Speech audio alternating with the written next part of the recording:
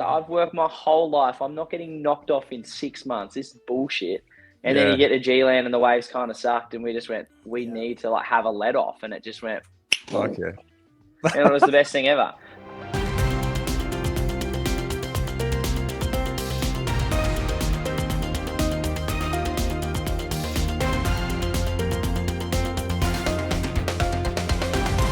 Hey everyone, welcome to the Current Surf Show. I'm your host, Old Surf Dad, and with me is T-Bone, and today we have a special guest. Man, I'm so stoked to have Jacko Baker. And dude, I'm going to read some of your accomplishments. Former CT competitor. And by the way, T-Bone, do you remember the classic Felipe Toledo Keep Trying? Well, Jacko Baker was the catalyst for that by cracking a 9 at Bells, man. That spray that you threw, I think is still landing. And anyway, It landed in WA, didn't it? it did. And also, Jacko Baker with the pink surfboard. And we're going to talk about that in a little bit in a moment. From an area known for its power surfers of Newcastle. Let's name a few. We'll put the 4-time champion in that mix, Mark Richards, but also Louis, Matt Hoy, Ryan Callanan. Who am I missing there? Who am I missing, Jacko? Where'd you go? Emma, Matt Hoy, Luke Egan, Ryan, Jake Sylvester. He's still a great surfer to this day. Travis Lynch, Craig Anderson. Craig Anderson, good one. Yeah, who else have we got? We got a few local guys that may not be as established, like Jackson Brand. Mate, I could on any given day out at Merriweather or in this area. Yeah, I mean, it's not necessarily you'd think it might be like myself or Ryan putting on the show, but there's the boys that hold it down. And when we have our local board riders events, and when we get everyone in one spot, how did I forget Morgan Siblick? I mean, he's pretty. The one with Morgs is he is Merriweather. I mean, he grew up for most of his life here. It's a tricky one because he's from Angowrie, which is Yamba area, and now he actually lives on the Gold Coast. So people still like, you're still claiming him. I'm like, well, he's done a lot for our board club. He qualified as a Merriweather surfer, Final 5. So yeah, can't forget Morgs. And the little bugger beat me to qualifying. So I kind of have him to thank for making the tour because he kind of shoved the rocket up my ass without knowing. And I was like, I can't let this little prick keep doing better than me. I love it, man. You're not claiming Julian Wilson yet? Oh, we can claim Julian, but I mean, the Sunny Coast probably aren't frothing on us. I mean, he does. I mean, yeah, he's pretty missed around here. Like, I see him around a lot, and he does a lot for the local community as well. He's kind of infiltrated a bit of an area just a little further down south called Redhead. It's still in the Newcastle area.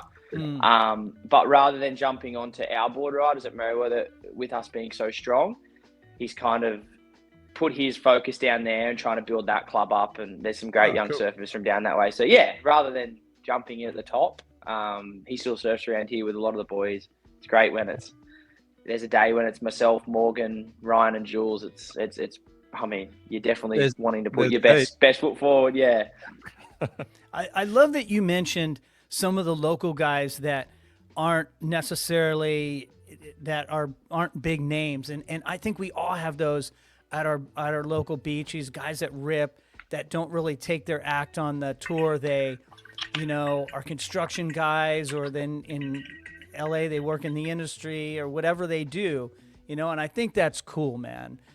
And I see you as that working class guy, and I think that's why you have a lot of fans, dude, and because you're relatable in that way. And where you're not relatable is I just looked at your Instagram, and I don't know about that punt you just did, dude. You put that, you had the fins way up in the air. You were about 5 feet out, dude. Was that a recent clip? That was sick. Yeah, it was only a couple of days ago. We actually haven't had a good run of swell here in Newey for the last, it feels like 6 months, but it's probably only been a month. Coming into the new year, and I shot up to Lennox Head, Gold Coast area the other week, just to try some boards. I kind of just had to get out of home. I'm a big homebody though. I love home. I'll find other things to do. I'll grind it when it's bad, but I was like, I kind of need to go find some fun waves. So I went up there before the Burley QS. We had like a little local 1-star, like the regional one. And yeah, I was just at Tallows at Byron Bay. Doesn't really matter that I'm blowing it out because there's that many people there anyway. if anyone's getting angry that I'm blowing out Tallows, can eat one. But nah, it was good fun. I'm not an air guy though. It was actually pretty funny. Everyone's like, that's a sick pun. I'm like, yeah, don't expect many of them. I don't do them much. That's epic, man. T-Bone, you take it away, man. So you mentioned you're up on the Gold Coast doing the QS 1000. It looked like a Challenger Series event. There was a lot of guys who are on the Challenger Series. Mate, how shit are 4-man heats? I actually don't mind them. I'd love to be back on tour in at least minimum 3-mans and then the 2-mans. I mean, that makes life so much easier. Even when the waves aren't fun, like there's so much more opportunity. There's so much more time to generate scores, hence only being half the people in the water. But no, I don't mind the mongrel of the 4-man heats. And especially like you said, Burley, I think everyone kind of knows that we're definitely one of the strongest regions of Challenger Series guys, CT guys. So like having a 1-star at Burley Heads and not many events to practice in to start the season. It was stacked. I know that Morgan and Cal Robson, they both didn't enter it thinking, but we don't need to do a regional event. And they saw the forecast like a week out and they were like hitting WSL up for a wild card to get in. Because it's good. It's good for us to be there for that as well. I mean, I broke my foot last year, so I essentially have to do 2 regional events just to kind of honor the injury wild card. Just as like they just kind of, and I would do them anyway. I mean, I haven't honestly surfed enough heats, even though I didn't surf some heats in Brazil, did well. I mean, I still want to get in that rashi. That's the time to practice. I mean, that's the stuff that we don't get enough of. So yeah, like this region, I mean, it's not even Morgan or Cal or myself or Jacob Wilcox. There's younger guys like Xavier Huxtable, even Mikey Madonna, who nearly qualified last year. Like our region is like, we would have had 30 guys in that 100-man prime series years ago because it could be from anywhere. And now we're kind of constricted to like 10 to 13 or 10 to 15 guys. Like there's a lot of guys missing out from this area that could put up a good fight for qualifying. Like even the year before George Qatar qualified, he wasn't even anywhere near the Challenger Series and came out last year and blew everyone's socks off. So yeah, it's a tough region, but it's good. It fires us all up. And I guess we have that to thank for how, competitive and good we all are. I mean, that's one reason, Mate, it is a tough region, and it's great to hear that there's so much depth. Now, you mentioned about your foot. How is your foot now? Because you had that really good result in Brazil. It looked like you've fully recovered from that injury now, mate. Yeah, touch wood. I actually spoke to one of the doctors up at Surfing Australia the other day. We're just doing like a yearly medical, just like your bloods and stuff. And how's your foot going? I went, honestly, John, I wouldn't know what foot I broke. Like I wouldn't even. Awesome. So it's really good. I mean, I still check myself up last few days. We've had a bit of swell here at home. I'm back home from the Goldie now. I had a solo session at Merewether yesterday, and the wind was good for airs, and I was kind of like, it kind of gave me a bit of PTSD. It was kind of similar conditions to what I broke my foot in, so I went, let's just chill out and not push myself too hard. So, but everything physically feels great. I'm fired up to have a big year. Awesome. Yeah, just got to stay fit and and win a few more heats rather than just the last event of the year, Yeah. So is there any areas of your game that you're currently working on, or are you just going surfing and just looking after your body? And yeah, I think it's just the point of just surfing and just enjoying the simple parts of that. And I mean, there's areas that I want to work on, but I feel like from not surfing much, I went up the coast and started surfing on my backhand, and I felt like my backhand might have been a weak link, and I hadn't done any work on it. And I started surfing lefts, and I felt great. So I was like, maybe it's just time out or something that just recreates the wheel. Sometimes a bit of time out of the water kind of, like, I don't know, gets that inspiration back up, that fire. I mean, I think last year before I broke my foot, I was pushing so hard. I was so fired up. I was almost kind of, I don't know, pushing the friendship barrier a bit too much. And my body just went, mate, you've got to stop. And then that was the forced rest that was, not ideal. But, I mean, I'm a big believer in things happen for a reason. I know, get third in Brazil, fully fit this year. I dare say this will be the year I'll be back on tour. So should be good. Yeah, Dave did mention in the intro former CT. I was going to say future CT surfer as well.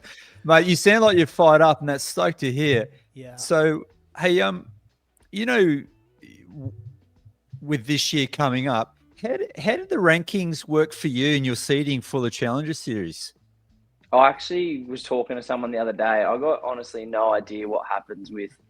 I mean, even though I finished 32nd or whatever last year, but I had to get a wild card because only the top 20 re-go on, so to say. So, yeah, I mean, I hope I'm not in round one, but I mean, if I am, I actually come from round one in Brazil. I mean, an extra heat never hurts sometimes. So, yeah, regardless of what it is or where I am, I won't. I mean, I remember last year when I come back from injury, I think it was Huntington, they reseeded, and I was chatting to WSL, and I was like, the fuck am I doing in round one? I haven't been in round one for 6 years. Not saying I'm an old man. I'm just saying, like, I've been doing this for a long time. I shouldn't be in round one. And I was just like, hey, it's just a reseeding, blah, blah, blah. And I was pretty upset, and I actually let it get to me that event. I was just like, the injury kind of had me down. I was on the back foot already. And then by the time I'd got to Brazil, I was like, I just learned to embrace it. I was like, it's an extra heat. There's no harm in that. Like, it's probably going to be good. And then I ended up getting to get third in the semis from round one. Like, no one had even got that far from round one. So it's a pretty cool feeling. So, I mean, regardless where I start this year, I'll be ready to go. I mean, it is nice to skip around, but sometimes you get a bit of momentum in those early rounds without even knowing. Mm-hmm. Yep, sure. You look so good, and I have to just jump in and say, you look so good in Saquarema and that heat against Miguel Pupo, I believe it was, when you beat him in that last wave.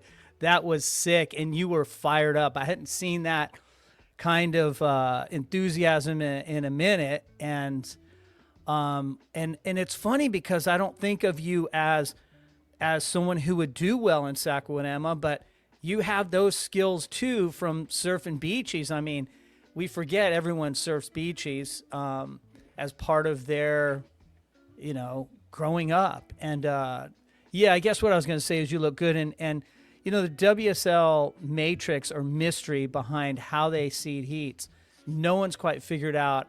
I imagine the great and powerful Wizard of Oz sitting behind a curtain with some kind of computer with those numbers. I was going to ask you, do you keep in touch with some of your mates on the tour, or with Morgan or some of them, some of your Aussie mates that are on the CT? Yeah. I mean, we're all in communication. I stayed at Morgs's for the Burley event because he has a house up on the Goldie. So I was going to say I slept on the floor. I didn't. He actually has a spare room. So cheers, Morgs, hooked me up. I wasn't getting too grindy on the QS. But chat to Morgs a lot. I mean, he comes back down here to Nui a lot. So me and him are in contact. I'm in contact with Mike and Madonna. I stay at his place at Lennox a lot. Someone on the CT. I mean, from to and from events, Ryan. I mean, we train together in the gym here with Adam Tripaz. So I see Ryan a lot. And then probably one of my best mates, Connor O'Leary, I'm chatting to him probably every day, kind of, checking on how he's going over there. And, I mean, it's cool to still stay in check with the CT. I mean, you still want to feel a part of it. Definitely needs a bit of a rocket up, but it seems a bit boring at the moment. Everyone seems too stiff. I'm like, I seen a pretty cool clip of Al Cleland on WSL the other day, and he was walking around with a beer in hand and a JBL speaker. And I was like, that's like, you got to have fun. Like, you get one crack at this whole thing. Yeah, we're high class athlete or whatever you want to call, like, whatever. You got to enjoy it. Like, it was like that G-Land blowout we had years ago. It's like, that was the most publicized thing I think the WSL's ever had. Oh, G-Land. Yeah, the G-Land blowout. Like, it was just like this candle that, it was like a volcano that was just like, first year of the cut. No one knew how to feel. Everyone felt at risk. Even the rookies, like I've worked my whole life. I'm not getting knocked off in 6 months. This is bullshit. And then you get to G-Land and the waves kind of sucked, and we just went, we need to like have a let off, and it just went. Okay. And it was the best thing ever. But I haven't seen it since, you know. Like I'm like, I mean, I understand like the top guys, but I mean, when you're in that middle area, that's the only thing I don't necessarily agree with the cut is. As soon as the cut ends, if you're not fighting for final 5 or top 10, you can kind of just take the money and cruise, you know? Like, I mean, you still want to do good, but if the results aren't coming your way, there is no real motive for the end of the year. Like, yeah, you can surf great, but I mean, if you're not in touch with top 10, top 5, there's no contract bonuses or anything like that are past that point. You're almost focusing for next year. You're almost trying not to get injured. Like you're not, because if you hurt yourself, like just say I did my foot and I was still on tour, I would have had to come back so much earlier because there's no guarantee that I would have got a wild card back on the tour. But because I was on the challenges, I was like, I should be okay that I'm a CT guy. I should at least get back on the challenges. But if you're on the CT, there's no guarantee they're going to go, hey, here's your spot back. Right? You got Kelly asking for 45 wild cards and he's, how old's Kelly? 60? Nah, joking. I'm 71. joking. Nah, love Kelly, but mate, I mean, and I understand that. Like the Kelly wild cards, I mean, he keeps so much interest in the sport. Like, I totally understand that, but it makes it really hard for us younger guys that are trying to fight for spots. That could have been a wild card for someone else. I feel that, and so much good stuff there, Jacko. Thanks so much, and I love that you like to. I think the tour in general isn't as loose as it probably could be for a lot of folks, and I think that pressure you can see it and you can feel it.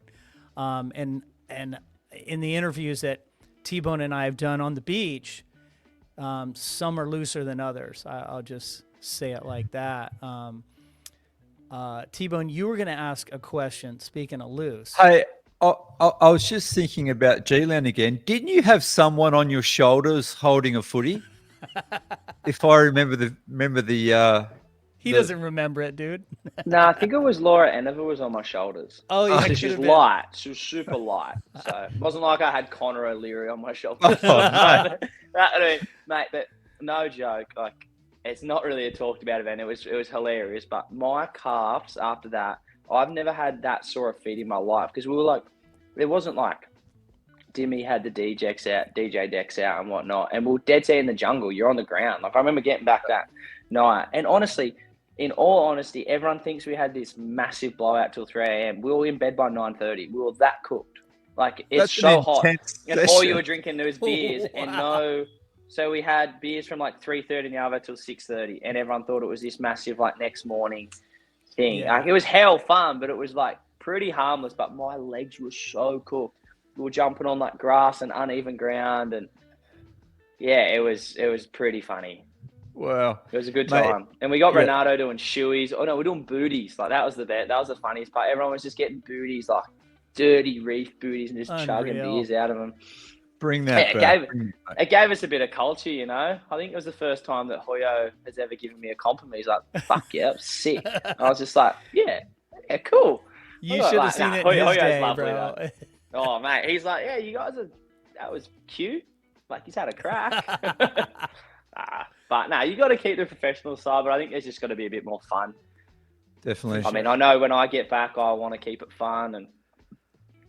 Yeah, I mean, don't know how that's going to be the balance, but it's just finding that balance. I mean, I love a schooner. I'm sponsored by a beer company. I've got to keep the happy median, you know. Yeah, for sure. Hey, mate, you mentioned post-cut, and if you're sitting outside the top 10, you potentially may cruise or whatever the case. Now the QS, the Challenger, and the CT pathway has been in play for the last few years.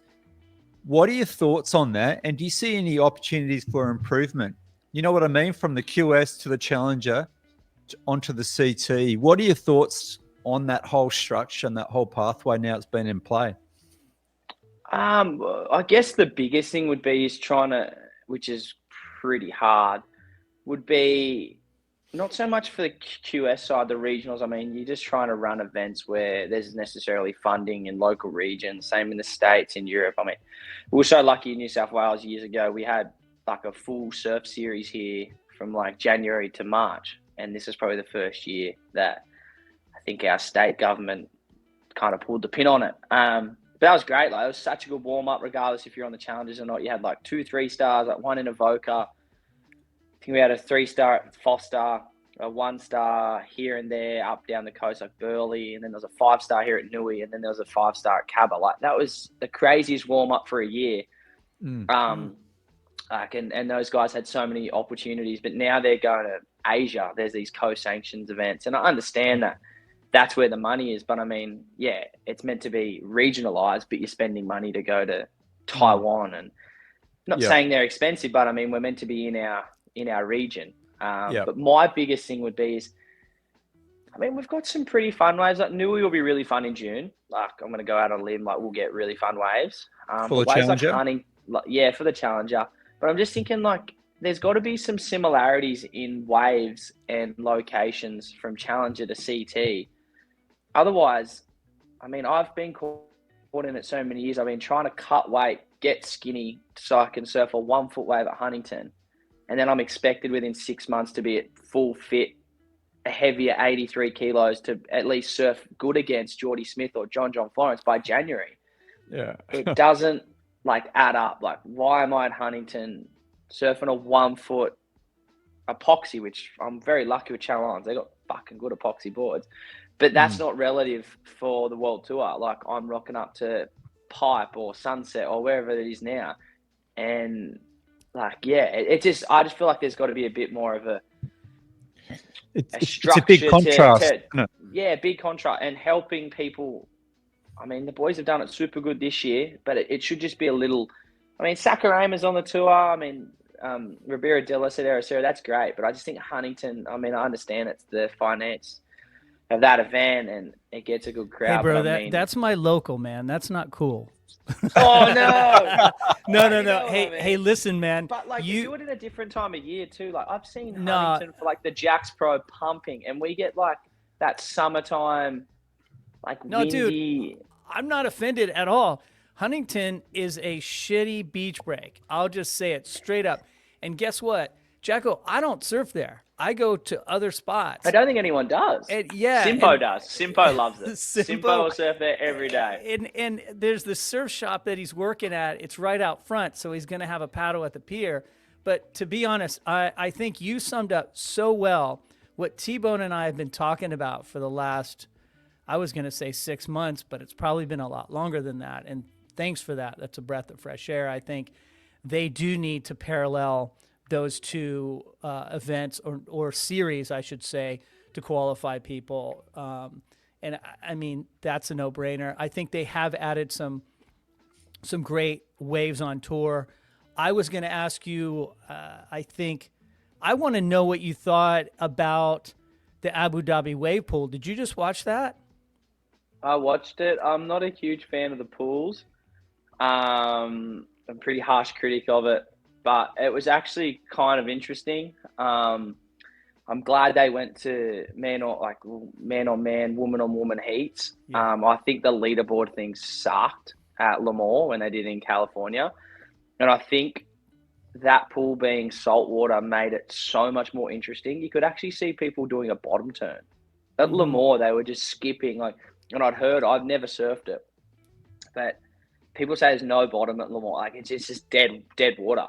But at least at Abu Dhabi, it looked like people could actually do some proper power surfing. Like, Ethan was ripping, mate. Gabby Bryant on the girls' side. That was some of the best power surfing. I can't wait to see her come into like Bells, Margies. Like, she's always done it there, but I feel like she's coming into her stride. Like, I reckon she's a smoky for Final Five, and she will do damage. Like, and that's not somewhere where you'd pick Gabby Bryant to do good in the pool. And then Bunch on the dude side, like, mate, he showed he's like, don't mess with Bunchy. He was looking mental.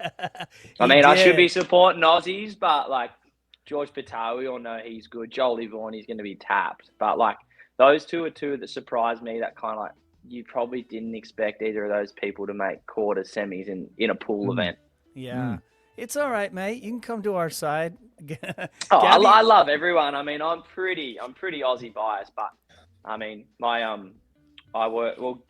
Gabby works with my trainer Adam Tripaz, and just I've seen the work she's been doing to be stronger, and I could it's hard to see it at pipe. I mean, you're not doing backside snaps or anything at pipe, right. but yeah, to see her in the pool was like, yeah, all right. And then that's not even a real wave.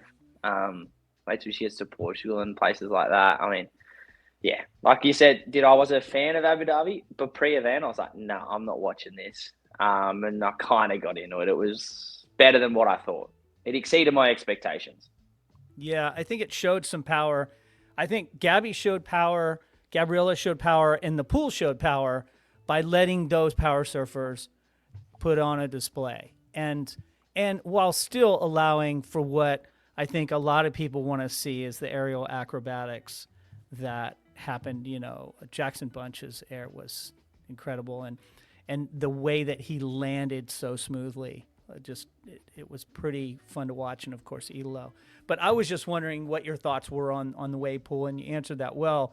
Would you want a CT tour in 2026 to have a wave pool in it, or would you take it a pass, or would you put it on the CS maybe? I'd put it probably post-cut. I don't think it's a great pre-cut event. It's not like when Lemoore was post-cut. It made more sense. I understand with them trying. Like, I mean, everything's seasonalized, fun, like money-wise. Like, I mean, they've got to. It made sense to kind of go to Abu Dhabi now, but pre-cut, yeah, it should be more of like. Still serious post-cut, but it's a novelty. If you're not doing well, it doesn't matter. Like, I know when I was thinking about it the other year, which Lemoore was, what was that, 23? Oh, I can't even remember. Yeah. The second year I was on tour, and I was planning to be on the like post-cut, like I'd been doing quite well, just fell off, blah, blah. So I'd been planning with Channel Islands to be in Lemoore. And I was chatting to Britt, and I was like, why don't we just try something fun, like do a rocket wide clock? Because I was like, for me, I'm not a pool guy. Like, I'm not going to do damage out there. So for me, because it's post-cut, I would have had a bit of fun with it. And probably still, I was going to be completely serious, but I wasn't going to try dial in my boards crazy. Like, I was going to have a bit of fun with it and rock up with like a hot pink 20 or something. Like, it would have been pretty cool. So I just don't know if a pool's a pre-cut event.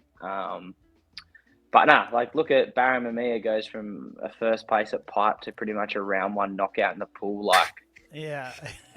Does that show real? I mean, I can't say there was no real surfing in the pool, but even the time between was minuscule. I chatted to Connor O'Leary and Darren Hanley the other day, and Darren Hanley had to drive down to Sydney Airport, meet him outside, pick up his Hawaii boards off him and give him his brand new DHs, and got on a flight to Abu Dhabi 5 hours later. I'm like, where's the, like, that's fucked. That sounds torture. It was too tight. I know you're at the top of the spot getting paid good money, but mate, he's got a kid on the way. He's got a wife at home. Like, when you want to come home, I mean, he didn't physically have time to go back to Lennox Head. So I guess everyone, once Abu Dhabi was done, was flying home and getting out of there. Yeah, the waiting period really kind of boned them from pipe. You know, there was just no turnaround, and they were all just rooted from the flight. I mean, George Pitar came in late, I as I understand, or right before his heat. I don't know exactly the logistics, but hey, I want to back up for a second. You mentioned this a couple times, and you were talking about funding, you know, the adventures when you in your QS days, and just recently, like the QS slog of sleeping on floors. And my concern, I think Tebow and I have talked about this, is the money to support surfing and surfers that are trying to make the QS and CS. I think there's a barrier there where people have to have some kind of funding. And like you said, those locals at your beach who could maybe make the tour but don't have the funds. How hard is it to get a sponsorship out there? And what's the environment and things that you kind of have to put together to put a campaign forth and go surf on the QS and CS? Yeah, I mean, I think the industry probably right now is probably as hard as it's ever been. I think if you, look around and even CT Challenger, like if you've got a sticker on your nose, I think you're doing half all right. Um, I think that's just a step in the right direction, just having a company that wants to support you.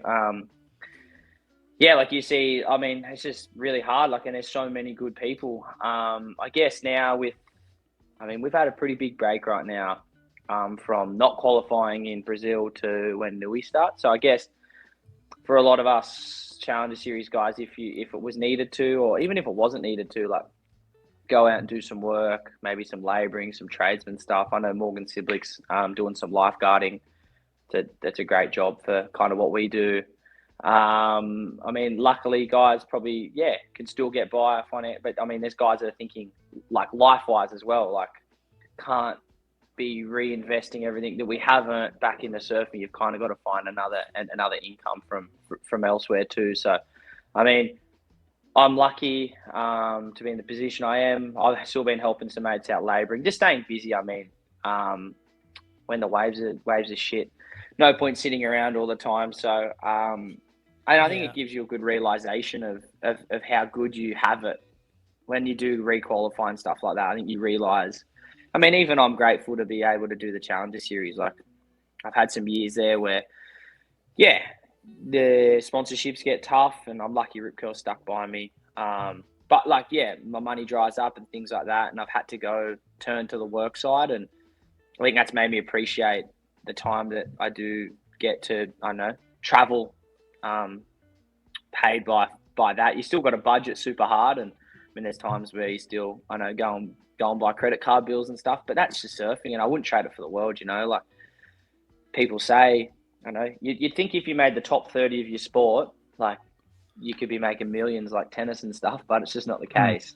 But I think for us, the way I've been thinking about it is I don't competitively surf for the money. I competitive surf for the love of it. I fucking love it.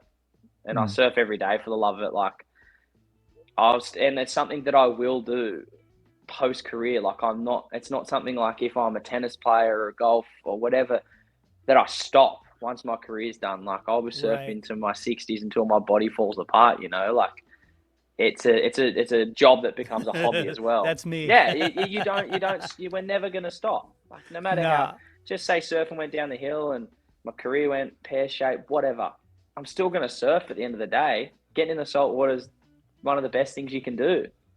Like, I think we all love it. Yeah, and I think golfers or tennis players or football players, they all love it as much as you love surfing, as much as we love surfing.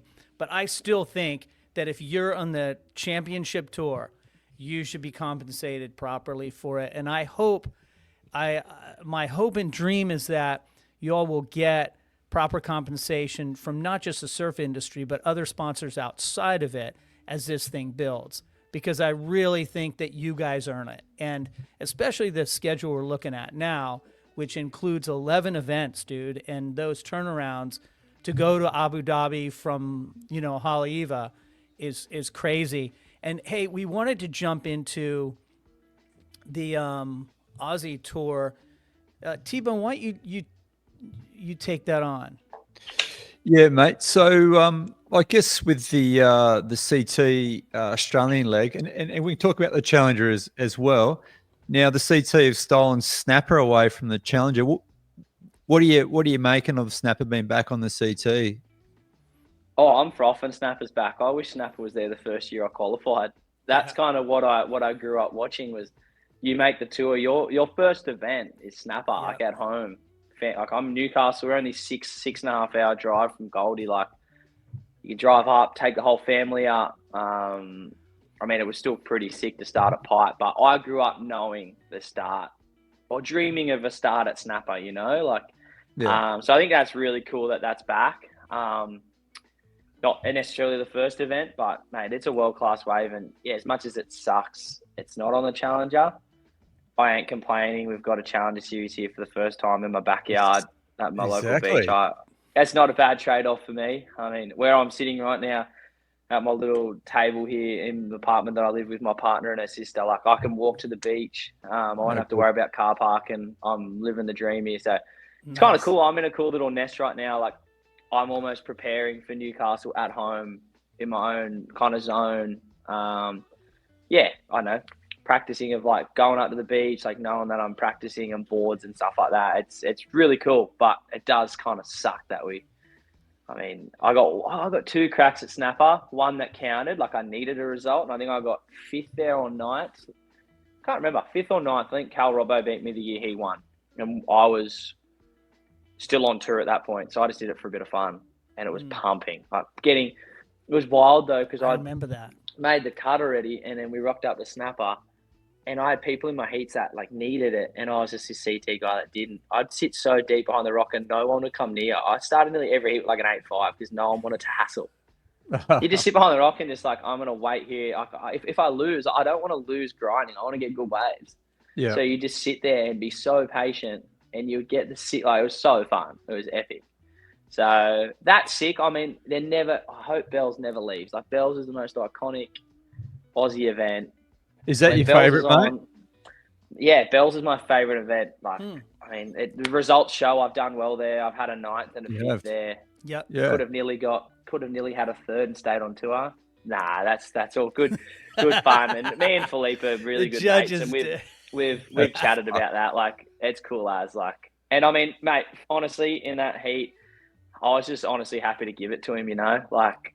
Just to give him a run. Like, I don't, like, you could, and I remember even the commentators, I rewatched a few times, they were like, look at Jacko, he's not even upset. Like, he's just happy that he put his best performance out there. That's what you want to do when you compete. Like, it's not win or loss. If you've left everything out there, what else can you do?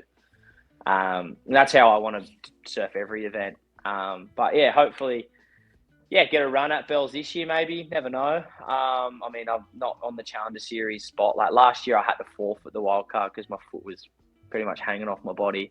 So that's a bummer. But I mean, as much as those little tastes of the wild cards and that are good, I'd rather be back there full time. So I could sacrifice no wild card just to get back there and fully focus on, win Nui off the bat and go, here we go, one event in, got to win 10,000 points. Thanks for coming. I reckon I nearly burn a pub down, I reckon. But I'm already planning it. It's all about manifestation. We're cheering for you, bro. Hey, can one win get you on the CT? That's not a guarantee, isn't it? You got to do. Mickey found that out, didn't he? I think this year, because we got one event less, you'd be pretty. I mean, you're not going to celebrate like you qualified, but I feel like I'd get on a pretty good run after that and roll. I'm experienced enough that. I mean, I watched one of my best little mates, Mikey, like, unfortunately come up short last year. There was an extra event, so it actually made it a whole lot harder. And he had a few little events there where he cut his toe in South Africa. I've seen that firsthand, like just some hiccups that happen. And that's life, you got to roll with them. But I think this year, so to say, with the 5 events I think we've got, I don't know if it's best 4 or best 3. I haven't really asked questions. I'd say it would be 4, so you drop 1. I think you drop 1, but I haven't read it yet either. I don't think they've released it, but it's usually kind of last minute, as a lot of things are with them. Which is kind of good in a way. It keeps you on your toes. But I mean, I just know that if I can, come out of home with a good result in June, even if I don't, there's still 4 events to do it in. So, But no, that Aussie leg, I mean, it'll be pretty cool to have Nui run off that. Still got Margies. I do like that they've done the 7 events. I mean, they've been, even from the years I was on tour, the chatter about extending. The original chatter was 6, but it was nice. They just skipped the 6 and went straight to 7 pre-cut. I reckon that's way better. You get that more time. And even financially too, like, I mean, the prize money's, we're pretty good. I mean, it's around that 10,000 US mark every event on the tour. So even if you were to qualify and the chances of not making any heats is pretty low, you're going to have a breakout result in 7 events. But when it was 5, it's like you've worked your whole life for 50 grand and fall off. Like, Yeah, no, that's tough, man. Yeah. so at least now it's a little bit more. It's close to that 100 mark. Like, I mean, it's not that. Like I said before, it's not about the financial benefit, but fuck, you still work hard to try to put yourself in a different position or a better position than what you were. I think that 7 I reckon it'll kind of threaten those dudes that are usually in that 15 to 10 mark more so than the bottom guys. Like, I think those dudes that have been kind of safe every year are going to go, shit, there's a couple more events here. Like, 2 nights and a 5th ain't really going to do it or whatever. It's going to be consistency. Because, I mean, I think the years you made the card, I think I had a 5th and a 9th one year. No, I had a 5th. I had a 5th and didn't make it. But if I had a 3rd, I would have made it. It was just like this really mathematical. I think it was like 20,000 points you made the cut back then. Yeah. It was a quarter. You were in the quarters? Were you in the quarters at Bell's? Yeah, quarters, lost to Philippe. But if I got that 3rd, that points difference would have been the difference. Yeah. But I know life happens. I'm pretty, as much as I would have loved to stay on tour, a lot of things have changed since then. You got to embrace with them too. And I think if I was on tour, they would have been hard. So, I mean, I'm grateful that I was around home for those types of things. And yeah, I mean, 28, still got a lot of juice left in me. So, I mean, good to hear, man. Grateful to still be able to do it, you know, fit enough and got the opportunity with sponsors that I'm still able to give it a good crack. We love it, man. Go ahead, T-Bone. Hey, just with going back to the Aussie leg this year and the CT, Snapper, Bells and Margies, there's been a lot of changes. You know, John's pulled out for the year and Gabby's injured, and there seems to be people are getting injured or dropping off. Who are you looking as sort of standouts for those 3 locations this year with a couple of those big names out? In the Aussie Leg, I'd have to put some money on some Aussies. I mean, Ethan's going to come into that so fired up. And I mean, he's always been great at Bells and Margs, but if we go back to Ethan's first year at Snapper, I think he even might have fallen off tour that year. But his first wave ever at Snapper Rocks was like a 9.5. Wow. And still lost that heat, I'm pretty sure. Pretty sure it was a round 1 3-man heat. It was super slow, 9.5 first wave on tour. Didn't get it back up, went to round 2. But it was just like, holy shit, this young kid's here. Like, can't even really say he's young. I am older than him, but he's probably massive. He's way bigger than me. He'd eat me alive. Mate, he's beefed up this year. He had a big pre-season. He's like a tank. Jacked, man. He looks jacked. He does look I'm jacked. I'm frothing dude. it. I thought it was just me. He's jacked, and it looks his upper body, and because before it was just his legs, but I think the whole rest of his body's caught up. It's just like it looks like Arnold. He's just like, wow. Mate, you should see his dad Bill though. He's cut from that cloth. His dad. Oh yeah, I've seen Bill. I know jacked, Bill, man. He massive. Shakes your hand, and his hand's massive, and he's like, he's the biggest gentle giant too. Bill's the man. Like, Bill with Eve on tour, like, I miss that. It's the sickest crew, like the Aussie boys. Bill's the man, like, miss being up there. But Ethan will do damage. I mean, I can't really say Connor O'Leary is still Aussie, but he is. Let's take it event by event. So it goes. Excuse me if I'm wrong. Am I right? It goes Bells, then Snapper, then in the West. So at Bells, I think so. Yeah, I think it goes Bells for. I don't know. Anyway. Start with Bells. Your standout would be Ethan there. He's won before. Who else would you say is someone who would do well at Bells? And that includes women. Who on the women's side would you pick? On the women's side at Bells? By the way, do you do fantasy? Do you play fantasy? Yeah, I'm so bad at it. Then we need your advice. Help T-Bone out. I'm really bad. And even I played it when I was on tour. And every event I put myself in, I lose. And then every event I didn't put myself in, I was ripping. I'm just like, you're an idiot. Just stick to yourself, mate. Oh, it was the dumbest thing ever. It's so funny, though. Do other surfers play fantasy on the tour? I think I seen Rio Wader's story the other day. He put up his team and he wasn't in it. It was hilarious, and he got 3rd. I'd say. I mean, it's a good thing. I mean, even I did it just with my mates from home. Like, it's just fun. It's a good bit of bragging rights. Like, put $20-$50 for the year and winner takes all or whatever. Like, it's good banter in group chats and stuff. But back to Bells, women's side, Molly Picklum. She's just I mean, being a rip curl event at home, bells, mate, her Go rail Molly. game's incredible. And I feel like she kind of owes Katie one. And I feel like that's She- going to be the one she gets, Katie. She does. She does. Because Katie's gnarly, but I think she'll, at some point in that event, she'll get Katie and she'll wax her. It'll be a great heat. Yeah.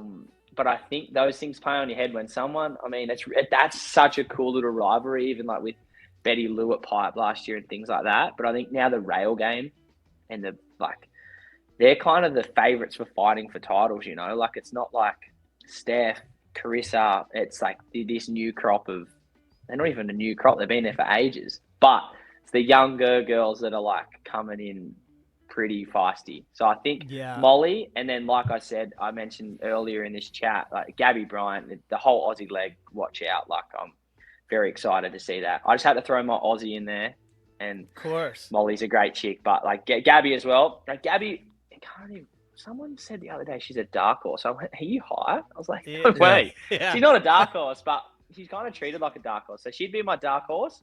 If you've got your main pick, Molly, Gabby, dark horse, Ethan, main pick, George Pitar, dark horse on the men's side. George will do damage. I'm actually really excited to see George. And what would you say about Snapper? Same? Snapper, pretty similar crew, I'd say, for Snapper. I've heard of it could be a pretty stacked local trials. I don't know names. But whoever gets through that trials, if it is a Snapper guy like a Sheldon Simkus or, I don't know, does Parko snavel his way into the trials on the men's side? Does Steph Gilmore get into the trials on the chick side? I mean, I'm actually excited to see what happens. Mick Fanning, I don't know who the trials are, but I'd say if there is a trials for Snapper, and it's usually there's, like at Bells, there's the local trials, it's usually like a Tully Wiley or a Zabe Huxtable. And Snapper, I'd say, would be a similar thing with the men's side. So if it is a Snapper guy, I'd hate to be top seed coming into that event because, I mean, sit behind the rock with someone that knows where to be. Like, they know every little pebble and every little scratch on every rock. I'd say that'd be watch out. And then Margies, you can't go past Robbo. He'll probably win again. He's that good. Robbo's gnarly. The shaman. Hopefully Jacob Wilcox wins the trials. Jacob's always a good one. I'd love to see it get to the box this year. Me too. And let the local boys like rip, like even like Katie's clips at the box last year. I think Betty Lou had a clip at the box, like free surfing. Like, let's get a round at the box. They're like 2-man heats, round 3. I mean, I know it's hard with the tides, but it kind of separates you can't say separates boys from men because, I mean, I know I'd be shitting myself out there. But everyone's going to have a crack. But, like, seeing Robbo put on a masterclass, Chippo as a wild card, like, would be pretty sick. It'd be really cool. It needs to have a lot of swell, I think, a run of swell to have that. If they had a run of swell, a proper run, I think they could get the box in there with a couple of days where the tide was right. T-Bone, you were going to say, jump in there, T-Bone. Sorry. I was just going to, I just lost my train of thought, but no, bring on the box, bring on, actually Kieran Perro. If it was Kieran Perro was still running being the commissioner like the old days, I reckon Kieran would throw him out. Yeah, he apparently 1 year, it might have been Taj's last year. Remember Taj had that the memorial memory heat at Cloudy or whatever. But I remember before that, one of the boys, I think Con was on tour, and he said that Kieran just called off for a week straight. They said, we're not looking at it for a week. So go have fun. Just like, we're not running it for a week. Like, the forecast looked that bad. He's just like, I'm confident enough to go. See you Monday. And this was the Monday before. So, yeah, but I reckon Kieran, I think, yeah, like if there was 3 days as well for the box and you were happy to sacrifice missing moments at main break and having that 4-hour window each day and just running and been happy to stop after that and then running the next day and so on, and at least getting through a whole round of fairness. Because it would suck. That's what they have said most years when you've had the years I was on tour, you'd have John, you'd have Seth Moniz, all those guys looking at the box from main break. Well, main break's really fun, like pretty pumping, but the box is spinning every wave and there's clips getting shot, whatnot. But the reasoning behind it is we're going over there for 2 to 4 hours and losing this. Like it's a hard call, and then you're splitting rounds where you might get 8 heats out there, and then the other 8 heats are at main break. Is it fair? Who knows? Yeah. Hey, mate, just going back to you mentioned a lot of names before, like Morgan and Mikey. How important is the Aussie camaraderie on the Challenger Series for you and for the rest of the guys? Do you actually all hang on the beach till the last person is out of the event? How do you guys all rally together? Because it looks like so. It's a bit of a kind of like, if you can, you do. If you can't, you can't. Like if you got a heat later in the day, you're not necessarily able to support. You're not going to sit yourself down there for 4 hours sizzling in the sun in Portugal or Brazil or whatever. But yeah, early rounds probably not so much. But as you're getting through the rounds and the boys are doing well, and to say some boys lose or whatever. I mean, Brazil was a great thing this year. Like, it was really nice for me. I was doing well, and the boys were down there every heat with the footy, like, tense up, with knowing how much was on the line for a lot of the boys too. And then even, like, I know I started doing well there, and the pressure was off me. I just wanted to finish the year strong. And the boys would be down there that had lost heats that needed to qualify and stuff, but they were still down there supporting me, and they know that I do the same for them. So, yeah, I think the Aussie camaraderie is massive, and it's not like it's like the Brazilians the other year had it, and it was like they didn't have to try. It just happened naturally. And I feel like that's what's happened with us. It's not like, hey, you're coming down. It's just like, hey, I'll see you down there. Like, it's just, we know if you can make it work with your competitive schedule and it's not going to throw you out of whack, be down there.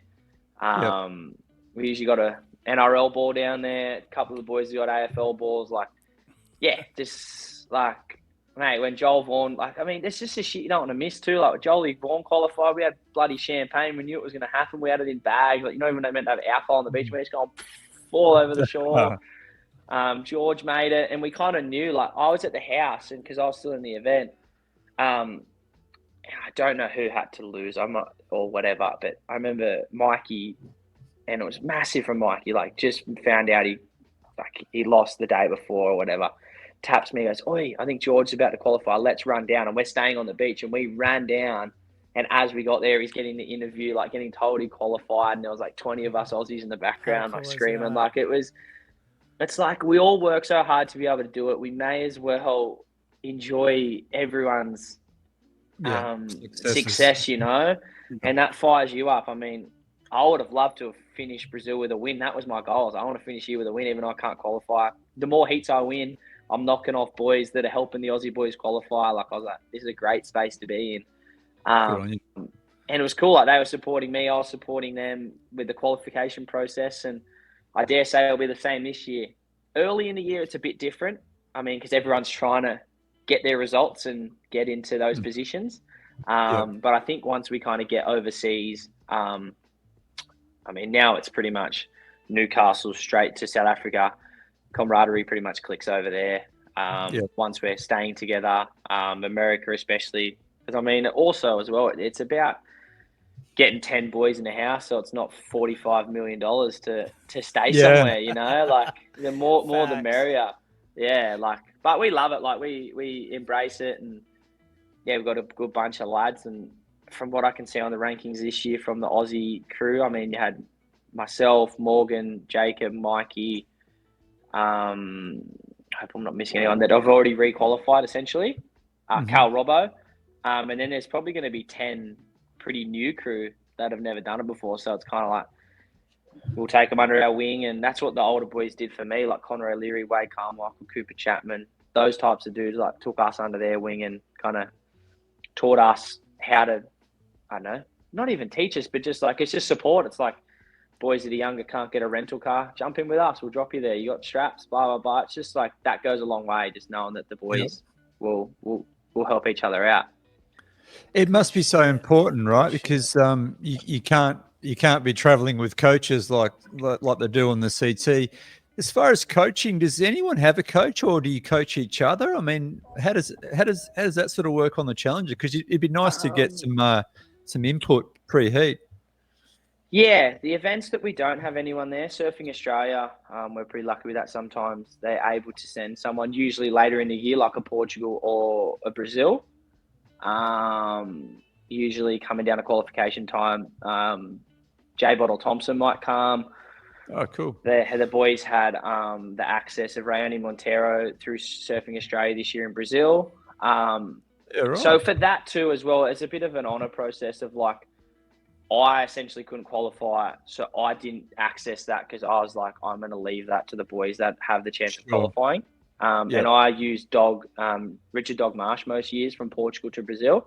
And even though I couldn't qualify, I still wanted to just get back in that competitive space. And I mean, just say I didn't have him there, there's no way I was getting third. Like he's kind of like my lucky star in those last few events. He's really, really hard on me and definitely what I needed. I thought about after Portugal, I was ready to fly home. I was kind of just like, this year's fucked. I'm done. Mm-hmm. I can't shake this cycle of whatever. And he goes, well, that's a pretty shit mindset. Come to Brazil and have a crack. And I'm glad I did. But nah, so we're very lucky. But earlier in the year, like Nui, there'll probably be us Aussie guys. I mean, I'm going to be working with Mitchell Ross, who I work with on tour because Rossi lives here in Newcastle. It's kind of going to be like a bit of a reunion event for us. Nice. He's a real estate agent now. And I just said, let's do one event together. We won. Yeah, I got on tour with you. Used to travel with him and Carissa. We won the Newcastle 5-star in 22, I think it was. I said, why don't we try win the Challenger together? And then, yeah, your job here is done. So, yeah, that'll be fun. But, yeah, the Aussie boys will have coaches in Oz because it's a lot more affordable, like driving from Goldie or driving from wherever. But, yeah, as we kind of get to South Africa and America, that's where that camaraderie and, I mean, yeah, even if the boys are on your side of the draw, I mean, fuck, I'm not going to tell Jacob or Morgan that their board looks good if it sucks. Like, you're gonna be honest and go, hey, bro, like, maybe don't have your Mick fins in that board or whatever. Like, if you can see something, you're usually gonna. I mean, it's just the respect thing too. Like, I would rather those boys do good than the Brazilians or the Europeans or anything like that. Like, we want more Aussies on tour. Awesome. Than anyone else, you know. So we'd rather support each other and help each other than. Mate. Yeah. No offense to the other regions. No, I think it's great, stick man. By the boys, you know. I'm stoked to see the camaraderie amongst each team. I think that builds some stronger competition for sure. And I give the Brazilians a lot of credit because they were the ones who really showed the rest of us how to do it, to be honest. I think we had that in the past, but as of late, they've been pretty strong. And now you see this whole group of San Clemente kind of 2%, whatever that is, coming into it. And so I back it. I think it's great. I think it's good for competition. And especially as you mentioned, you know, in the CS, not having a coach. And you brought up Mitchell Ross. I know that was Carissa's coach. Is that you guys hang out? Do you still keep in touch with Carissa? I think she's going to have her baby any day now. Yeah, she's pretty soon. From what I know, it's a it could be an any moment kind of thing. Or you kind of got to look on social media. If they go ghost for a little bit, could have already happened. You never know. You're right. It was the same as my mate the other day. One of my best mates had a kid, and I hadn't heard from him for 3 days, and I kind of just went, "It's happened," you know. Yeah. And then he messaged me and said, "I'm a girl dad," and I knew it, but I wasn't going to call him to bug him, you know. But no, I've got a great relationship with Rossi. I was super lucky. My first year on tour, I didn't really have anyone working with me. Dog, I'd worked with Dog in the past, but he couldn't really take on a rookie because he's like, "You're going to take a bit more attention. I don't have that to give to you," essentially. With the squad I already had with like Ryan, Leo, Connor O'Leary, Fred at the time. And Gabriella Bryant now, I think. Yeah, and Gabriella Bryant now. So I rocked up to the Portugal Challenge, CT, and I'd been in talks with Rossi, and he said, "Hey, let's just do an event together. I'll talk to Carissa because I'm very Carissa, like everything's around Carissa." And she's just like, if you guys get on well, and he goes, "I know you will, like you're the like very knockabout, likable person, like you should get on really well." And yeah, from then on, it just did like a probationary event. Got ninth, got my life back on track and like got back, and then we did the Aussie Leg, and yeah, did the whole kind of time on tour. And yeah, it's cool now. He still lives here in Newey. We see each other. We actually played golf together on Monday, had a good yarn, and yeah, still surf together. So it's a cool relationship. And I mean, his kind of time in the coaching realm has kind of come to an end. Wanting to be home with family, and he's got 2 young kids. I mean, watching them grow up, go to school, and now he's selling houses, and he's really good at it. He's got the gift of the gab. So yeah, he's yeah, but it'll be really cool to go to Newey and do that together. And I just said, can you commit? Are you going to be selling too many houses, or can you give me a bit of love for a week? He said, nah. We can work it out. Mate. Just give me 5 days, and we'll make that 20 grand, that 10,000 points, and we'll be frothing. I'd love to hear it, man. And speaking of golf, how's your golf game? I've seen some clips on the Instagram, and tell us who the best golfer is on tour, and besides Kelly. Well, I only got the golf bug once I fell off tour, so I didn't really play a lot of golf on tour. Yeah, we know Kelly's good. I know Kanoa's quite good. Leonardo's quite good. Like, I shouldn't say quite good. They're probably really good. They're probably a lot lower handicap than what I am. I'm off 30. I love it. I'm very unorthodox. I kind of refuse to get lessons because every time I go to get lessons, they change my grip and everything. And then I actually play shitter. But I may look better when I'm doing that, but I'd rather look shitter but play better. I actually played with a few of the boys just Arvo. I just kind of go up. It's just like a good hobby. It keeps me, I know, not entertained's not the word, but just like busy, and it keeps your brain, I know, ticking over in that competitive space. Like, I know I'm never going to be a good golfer, but just like balancing the emotions, like rather than throwing your club at a tree and cracking the shits, you kind of got to keep you cool through those 9 or 18 holes. But no, I really enjoy it. My main thing with golf is I just really want to start now to be able to enjoy it when I'm in my 40s and 50s, and hopefully I can be off a lot shorter handicap then, and yeah, be able to have that hobby as well as surfing later in life. And it kind of fits the surfing lifestyle too. When the wind blows onshore, golf course is usually pretty offshore, so exactly. But the hardest part is staying off the beers while you play golf. That's the hardest part. There's a clubhouse at every above the pro shop, and we have a good Sunday. You got to keep on the beers. You got to keep on the beers to get your eye in.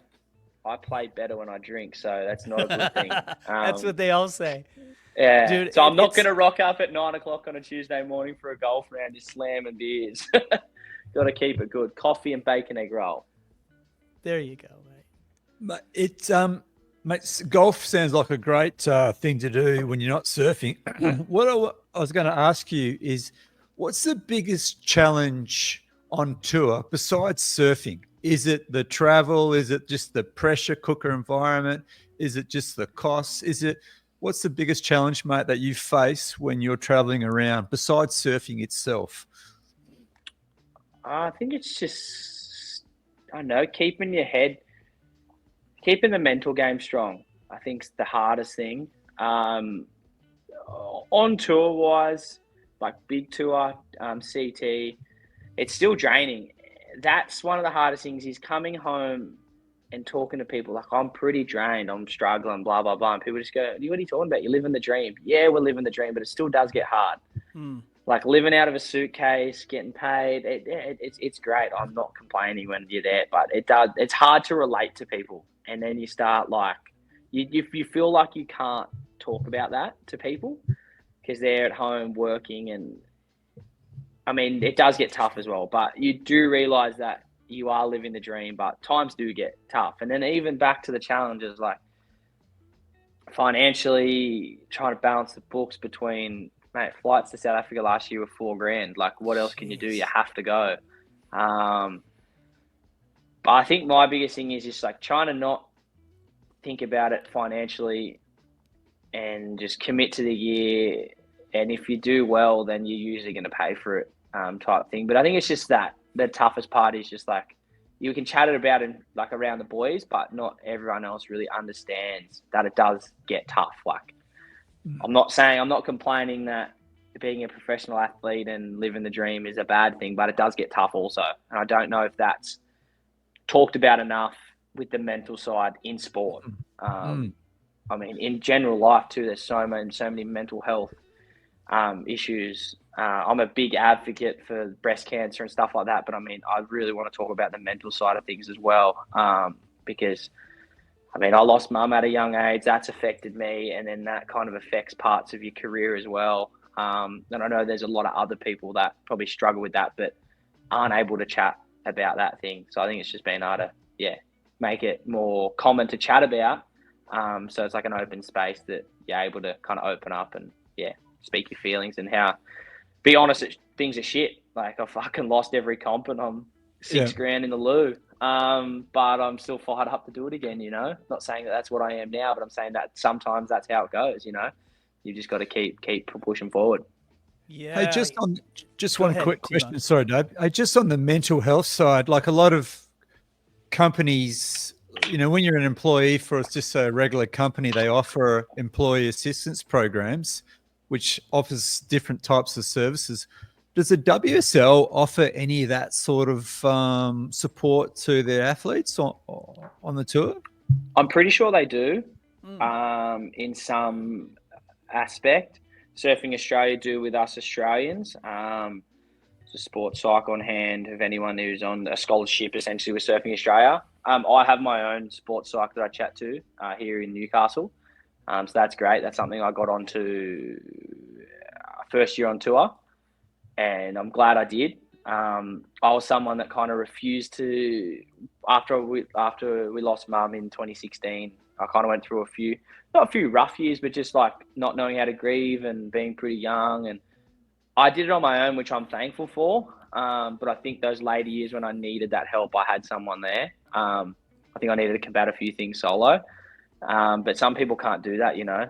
And it kind of, I don't know, blows up like a volcano and it's going to erupt at some point. But yeah, I think it's like, I'm lucky that I've got my support crew here, even just your family and stuff like that. And then, I think it's got to be talked about a whole lot more though. Cause I mean, I think everyone just thinks that, as a professional athlete, that everything's always all good. But sometimes it may not be. Good stuff. I imagine it can be feel pretty isolating being on the tour in the hotel room or just like having a defeat. And I think I really love what you said, and I want to throw it out there. It's probably more open here in Los Angeles, especially, is like, therapy is cool, dude. Like, talking to somebody is okay. And if you're having a hard time, like, that used to have a stigma and it doesn't now. And that's all right. And it also can come through other channels, like your mates, like your fellowship, you know, or like some relative that you relate to. So if you're having a hard time, you know, reach out. The hardest thing to do is ask for help, you know. I think. But once I think it's just making it normal and cool, that having a chat. And honestly, if a mate asks you, like, how you doing? You're like, honestly, can go, I'm feeling pretty fucked or shit, whatever. I think it's just that's the first step. And not that I'm saying that I'm going through that right now, but I think like that process of like that young stigma and things like that. And I have been through those times. And I think just learning to embrace it and learn to talk, and it can be a mate, can be a partner, can be your parents. I think it's a pretty strong thing that, I think I want to talk about more for people, just to be able to like raise that awareness that, it ain't, you ain't weak to speak. Like, you've got to speak up if things aren't going well. And so, I mean, it's all well and good when things are going great. I mean, you can be as happy as Larry. But when it's not great, like it's pretty easy to hide it too. I know that from firsthand. I love these things, dude. You are so freaking Aussie, and I just love it. And I think that's what's endearing for us as Americans. We're big fans. And I would ask you, like, shout out your pub. Who's your local pub? What's the Prince of Meriwether is my local pub. I'm lucky enough to actually be sponsored by him. It's pretty fucking sick. Oh, how good's that? That's the local pub. They've supported. I've been like about the pub ever since I've been drinking age, which is 18 here in Oz, and I'm 28. So 10 years, good 10 years on the slog. But last year they kind of approached me and was like, let's kind of do something. So we ran a charity golf day last year for breast cancer. Awesome. With the pub incorporated at our local golf club, Merriweather Golf Club. And then, so I pretty much have a sticker on my board for the Prince and represent them in any way. And go down there and bang a steak and a few schooners. And it's a really cool thing. It's a really cool thing in this area. Very community based. They support the footy clubs and things like that. And when they approached me about being essentially like an ambassador thing for the pub, I was like, that's right up my alley. I love. It's a good little watering hole. We love it. I love having. I mean, not now. I'm in training. I'm being very good. No, I know. But you Christmas time, and that. That's what you want to work towards. That's the Aussie dream, and everyone loves a beer.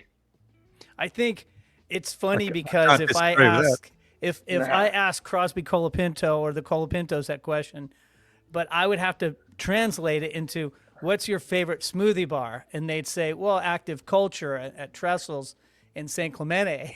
It's just it's an Aussie thing. And I love it, man. I don't know. I think if you ask most of the Challenger boys that have like a favorite pub, I mean, there's a few of us that are a bit more pub orientated. I think, I mean, I'm just someone that's just an Aussie thing, and it's a pretty Newcastle thing too, like the pub orientation. And I mean, you've got I know the likes of Matt Hoy, who's a character in his own, and I guess he kind of put that on the map as like that was his thing. He's like having beers and whatnot. But my biggest thing is just trying to find the balance between, like I said earlier, I've got an ambassadorship sponsorship with a beer company. Did an ad with them, Tradie Beer. So it's really cool. It's an Australian-owned company. So trying to balance that out, doing beer ads and stuff like that. But that's kind of cool. It's like something that's not a part of the surf industry. And it's nice that I actually got that sponsorship through. I did an interview at Huntington the other year with a pair of speed dealers on, and that's how I was found for the Tradie Beer ad. They were like, "We seen this interview and we saw you being a larrikin." I was like, "Oh, maybe being kind of silly helps." But no, it was pretty cool. So I ended up getting that out of the tradie guys. They're like, "Yeah, we actually picked you from this interview you did at Huntington. You had like these little tiny blue speed dealers on," and so sometimes it's. I remember. I just always want to be myself. I don't want to change. Like I can be serious and an athlete in the water, but I still want to be myself on land, and I think that helps.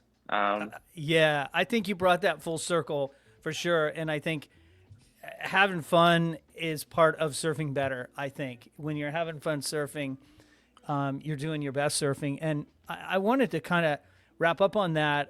You ride a pink surfboard. And I wanted to get to it earlier, talk a little bit about Breast Cancer Network Australia and some of the work you've done. And I'll put a link to that sick T-shirt that y'all have for the Baker boys and some other information in the description below. But tell us about your pink surfboard and what's going on. Yeah, so pretty much, I think it was my first year on tour. I'd always done something pink associated. I'd always kind of liked the color pink. And that first year on tour, I came out of the, I think like the Hawaii. It would have been too hard to do pink boards in Hawaii. I mean, you get 20 boards and some of them don't even last a minute. You get a set on the head at pipe. It would have been pretty hard for Channel Islands to do 20 or something pink step ups. So I kind of organized it. I wanted to do it around the Bells event. I think the photo in the lower screen here is that first year on tour with the pink boards. I just did whole pink.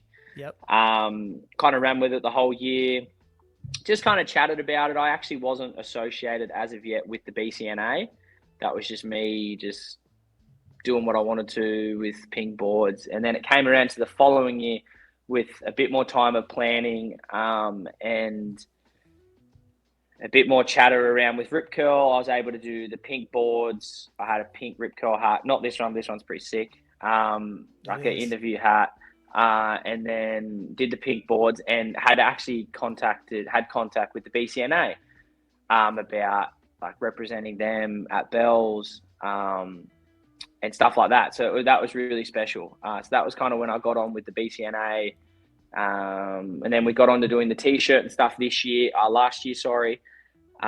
with a few. So there's a few other athletes like AFL players, a few rugby league players, and then I was the first surfer to kind of jump on board, and kind of came at a good time. I think any earlier in my career, I don't know if I would have been ready for it or mature enough to talk about what went on. I mean, they're never great losing anyone, but especially your mum and someone that, I don't know, pretty much created you. And I mean, my dad did too. My dad's still around. I'm super lucky for that. But like I was a mama's boy. Mum did everything for me. And so I guess finding those first few years of how to live life without her here and doing it in memory of her. And so it was really special to be able to have the pink boards and now be associated with the BCNA. Luckily, well, not luckily, but in Brazil of last year for the event, right before the event, like I said a bit earlier, I was really struggling. I didn't know if I wanted to finish the year. I just felt like the year was really against me. I kind of wanted just to go home and refresh. And a friend of a friend here in Newcastle sent me a GoFundMe link for a family here in Newcastle. And I actually knew Brad through some mates through footy, and his wife, Jackie, is suffering from a really rare type of breast cancer that happens. I don't know the exact name of it, but it happens after childbirth. And I got that, and it just, something clicked in my head. I was like, I need to do something about this, and I need a motive for Brazil. And I just said, you know what, whatever I make in Brazil, I'm donating 10% straight, not to the BCNA, straight to them. So yeah, every heat I made, that was like, also like we talked about the Miguel Pupo thing.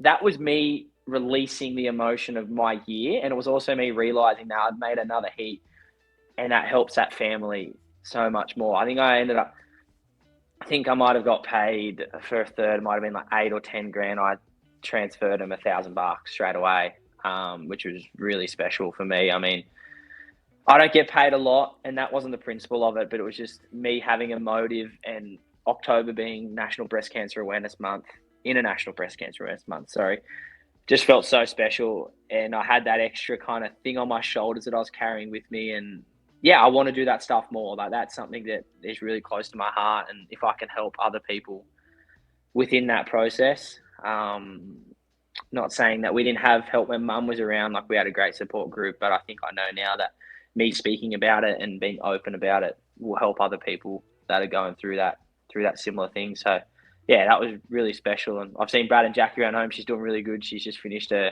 last round of chemo. So not that $1,000 really changes much, but it was the principle for me that really felt really special, and to be able to chat about that. And yeah, it was a really cool thing. So hope to do some more stuff like that in the future. They're kind of spontaneous things, like that Brazil thing, like that just came out of nowhere. I don't have quite plans for them, but if I get reached out to or whatever, it's a really special thing that, yeah, and I think it helped me finish my year with a purpose and finish strong. I mean, I don't think I was getting third without them. Without that message, I probably would have flown home from Portugal and been in a pretty bad headspace. So yeah, it was things happen for a reason, like I said before. For sure. And there's links to the Breast Cancer Network Australia and to Jackie's GoFundMe on your Instagram. If you want to share what your Instagram tag is. Jacko_Baker. Pretty simple. I think I got it when I was like so young. I was like, I see people's names now. I'm like, I remember when Instagram first became a thing, and I mean, I'd love to scroll down to the bottom of that and see what I was posting about. I was probably posting selfies or something, trying to impress girls at like 14.